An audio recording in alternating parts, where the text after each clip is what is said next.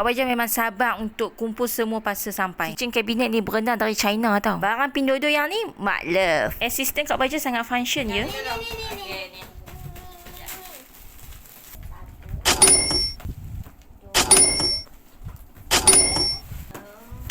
Kita nak buka parcel yang kedua.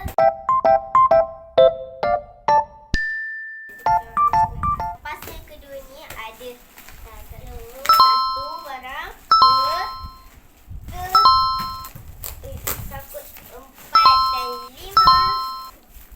Ni yang ke-6. Dan ni ke-7, 8 dan 9. 10. Ada 10 barang.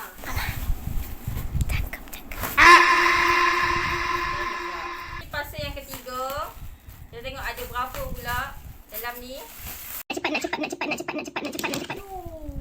Dalam parcel ni ada 1, 2, 3, 4, 5, 6. Kecil-kecil ni tak ingat beli apa.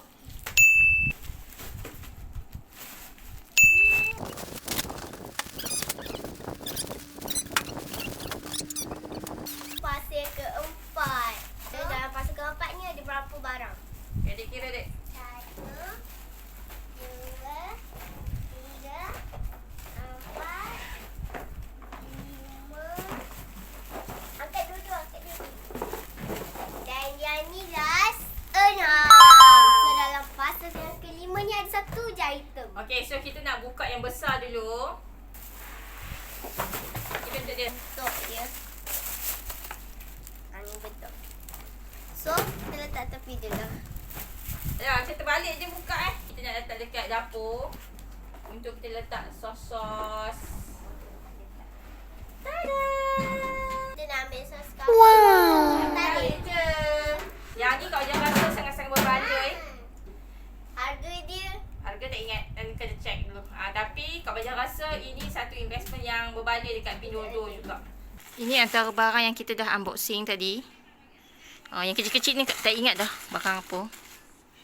So ini barang-barang dia lah. Ni kantoi Kak Baja beli. Pen. Dah nampak dah.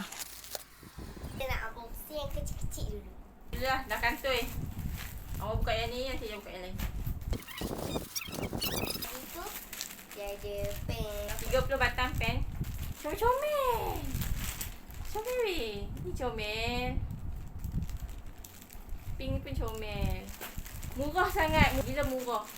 Tapi kalau tak ingat, RM5 ke RM10. Okay, yang punya apa? Ini tak tahu apa benda ni. Oh, ni untuk kita nak sangkut-sangkut periuk ke. Ya. Tudung-tudung periuk. Kita buka. Apa? Ini pensel Yaya. Comel. Yaya comel lah. Wow. Wah, jangan tunjuk tu. Comel. Saya pilih yang Ini 0.7 mechanical Yes. pencil. Pensel tekan. ini pensel Pensel juga. Yaya juga, pensel tekan. Ni ada 4 batang pensel. 5 dah. 5. 5. Okey, dapat di sini. Macam kecil. Yang ini aku kena scam. Kau je ingat kan dia sekali dengan speaker dia. Rupanya Ni ya? Rupanya headphone dia sahaja ya. Dia bukan kena scam. Aku yang baca tak habis. Ni highlighter. Oh. Ada dah ink. Favorite tak ada dented, tak ada apa. Kita just lekat dekat apa? Kabinet ke ataupun kat dinding pun boleh. Weh. So, ini pembaris. Oh, ini lampu.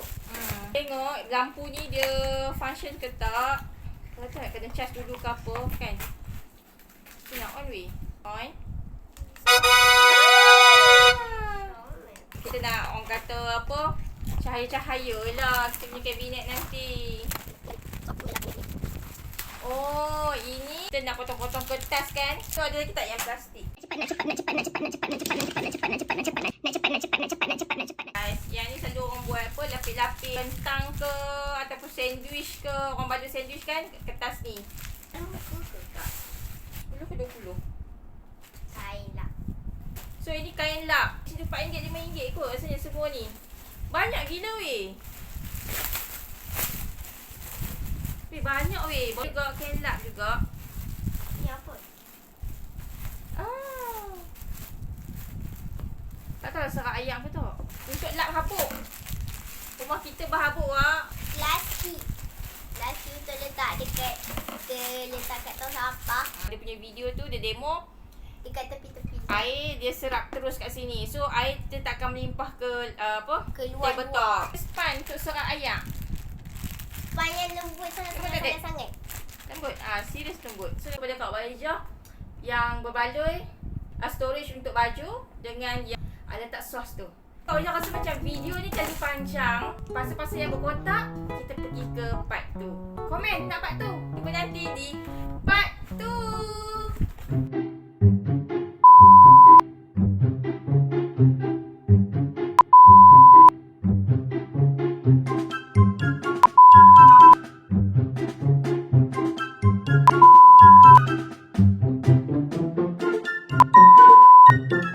Thank you.